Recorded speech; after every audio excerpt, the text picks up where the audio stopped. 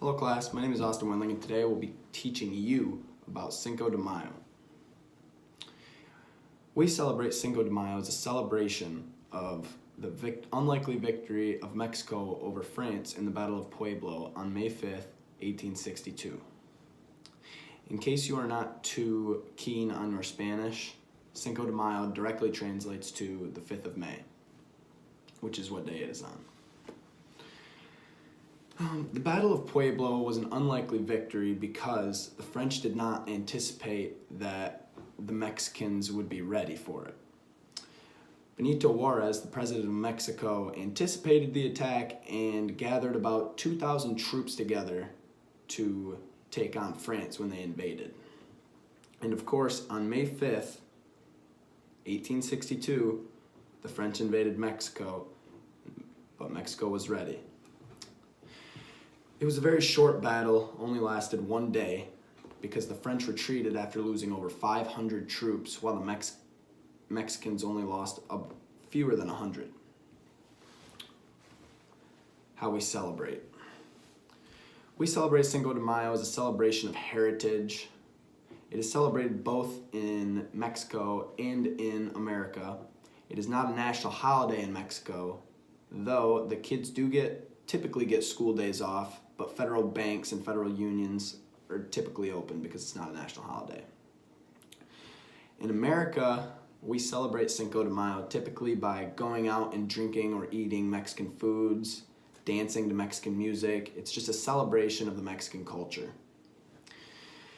In Mexico, it is typically celebrated on a lower scale. They like to just reminisce in the victories that Mexico had over France in the war. You might ask, why do we celebrate Cinco de Mayo in America if it's a Mexican holiday? Well, we celebrate Cinco de Mayo as a celebration of the Mexican culture because many Americans come from Mexican descent. So it seems only fair that we would celebrate the Mexican heritage on the day of Cinco de Mayo, just as we celebrate the Irish heritage on St. Patrick's Day. The French-Mexican War.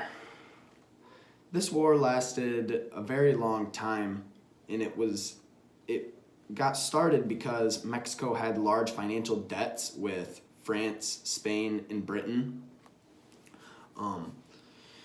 France demanded nearly $15 million from the Mexican government. Spain and Great Britain thought that amount was outrageous, but it became clear after several weeks that Napoleon did not only send his troops into Mexico to collect money, but he saw it as an opportunity to take Mexico and make them part of his dominant reign. So, people celebrate Cinco de Mayo all over Mexico and in America. The largest Cinco de Mayo celebration is in Los Angeles. It is called Fiesta Broadway, and it's a large parade, and the floats typically consist of people wearing Mexican war gear.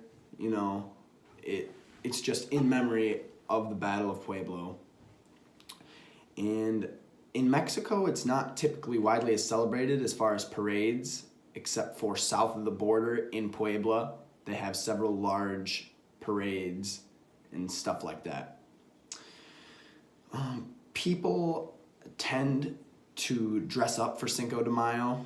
They tend to dress up with Mexican feel, such as like men will wear sombreros and ponchos, while the women typically only wear dresses that are bright colors, typically red, white, and green, because those are the colors on the Mexican flag.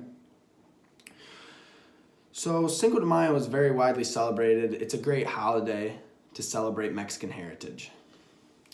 Now here I have my references page. I used the French-Mexican War. It was an article I retrieved from emersonkent.com. I also used Cinco de Mayo in the United States, retrieved from timeanddate.com, and What to Wear to Your Cinco de Mayo Fiesta by Anna Laplica, retrieved from whowhatwear.com.